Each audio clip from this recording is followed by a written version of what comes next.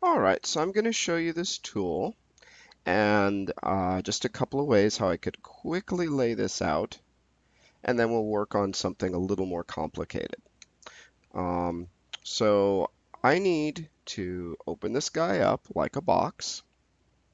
It's primarily cylinders and a plane on the bottoms, the interior and the exterior. And I always want to think about this as if it was a literal package or something, and I want to flatten it out. So I'm going to use that new tool, which is only available, unfortunately, in 2017 and 2018 Maya. 2016, look at my older UV mapping. Both of them apply, but it's just this is a nice quick tool that's awesome. So I'm going to go to UV, 3D cut and sew, and I'm going to add the cuts where they make the most sense. You know, I would want to cut the bottom out, and I want to cut the seams, like maybe the top from the center and the interior from the bottom and the top. Where I'm doing a lot of is wherever there's a hard change in the silhouette. So I'm going to take this tool, go to the edge of the bottom where there's this 90-degree turn, and double click, and you'll notice it turns this color blue because it separates the whole thing. Those pieces that you see in here are called UV shells. You don't want a million of them, but you want to have it so that they make sense when you're texturing. So the one in the line in the middle underneath, double click. And I think right at the lip right up here, that would be good. I could put it in here, but either one of those. I'm just going to double click that. And now this is a shell. Here's a shell, here's a shell, here's a shell, and we need one more. The reason I'm taking, like separating these, let's see. Yeah, the bottom one. There we go. Is because there's no way of laying these out if I don't break them apart where there wouldn't be distortion. The next thing I have to do, the flat planes will be fine, but the cylindrical ones need to be cut. And you can imagine this like a beer can or a Coke can or whatever.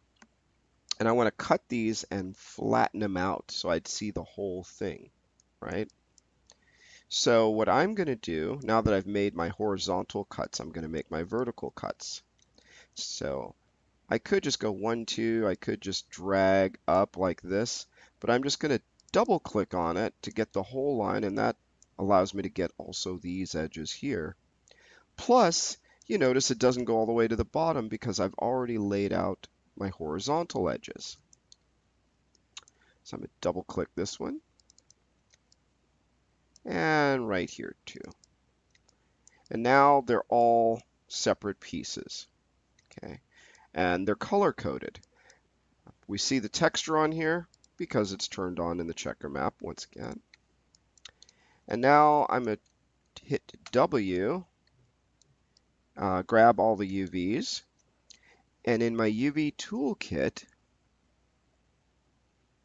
let's see what happens when we just say layout.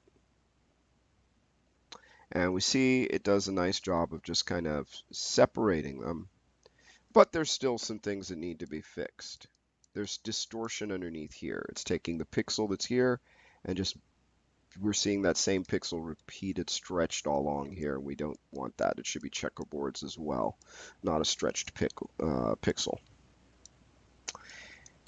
Okay, so we have these, and now I can just say what happens. I could see unfold, and we can unfold along a U or a V. U is like left to right, V is up and down, and we start to see that. So what I'm going to do is first I'm going to take, let's go shell mode so I can grab just that. That's the top piece. And what I'm going to do with that guy is I know there's overlap. I know there's more edges on the top and the bottom. I know this because if I look here, we can see, look at all these edges, look at all those edges, and we only appear to see couple here, and that's because it's projecting inward and they're on top of each other. If I actually grab just one UV and moved it, you see there's multiples underneath. So what I want to do is grab these, and the easiest way is I'm just going to say unfold along the V. That means up and down, so it's going to constrain it. And what you'll see is it separated them out. And what it did, we see that it's adjusting that. Now if I did U,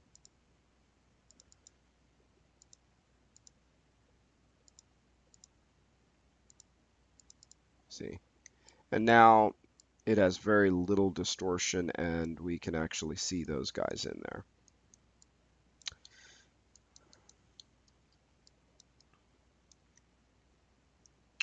Same deal. If I grab one of these guys,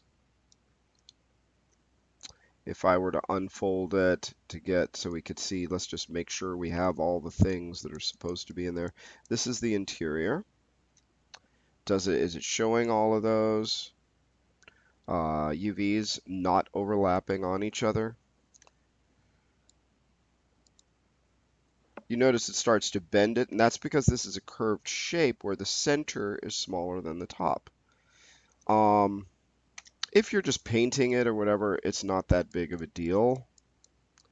We could keep it like this, or we could even it out so it's just perfect. The thing I'm more worried about is that we just don't have UVs on top of each other and stretching. And the last thing that leads is these guys at the bottom. I'm just going to grab both of them. Just right click into face mode and grab both.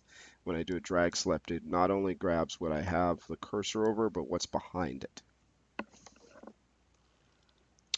And these are flat planes. Even though they're circular, they're flat planes that are facing the Y, which is the green, up and down, which means I need to do a planar map on the Y, middle mouse button. Boom. And then I could just go, click the shell. There's the interior. So there's the interior. There's the exterior. But the exterior, you'll notice that the textures are reversed. So here it's like UV V1100, but when I look at the text on the bottom, it's flipped, and that's because it's the bottom part, it's projecting, but we're seeing it on the other side. So I'm going to take that and I'm going to modify flip. Let's grab that again.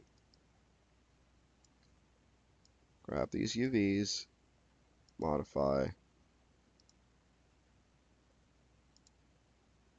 Why aren't you flipping? Let's see. Oh, silly me. Wrong one. See what happens when you're not paying attention. We want the blue, do we?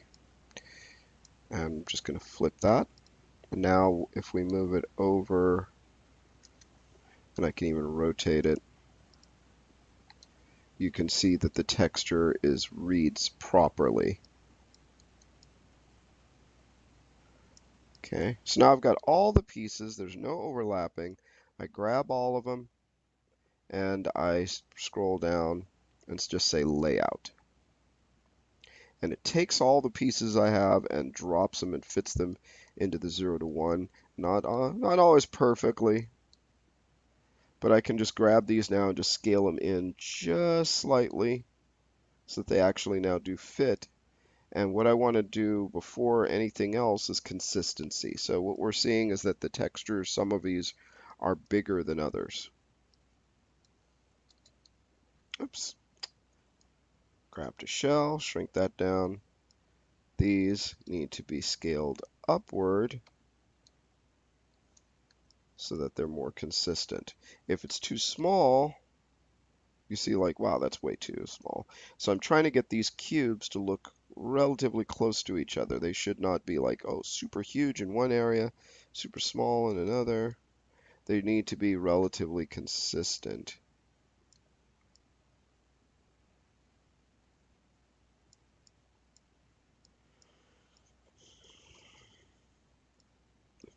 And I can actually go in, and if I just say if I unfold optimize, we'd see it starts to fix that distortion. I'm just clicking that a few times. Now, granted, distortion is not it bending, like, or being slanted. Distortion is where, oh, you have a square here and over here, it's like really stretched. That's what distortion is. So if I look at this and I say, okay, you know what, that for the most part, now I can grab these guys, and yeah, there's overlap I'll have to fix. I'm just gonna separate you guys now.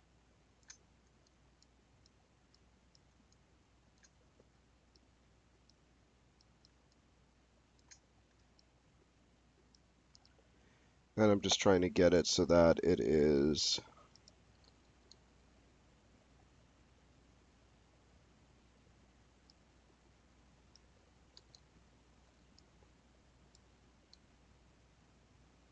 they're consistent. And once I get that, and these guys are pretty close to each other, but not overlapping, then I could just grab, oops, not the corner, grab all of them, center them, and kind of blow them up so that they are utilizing more space.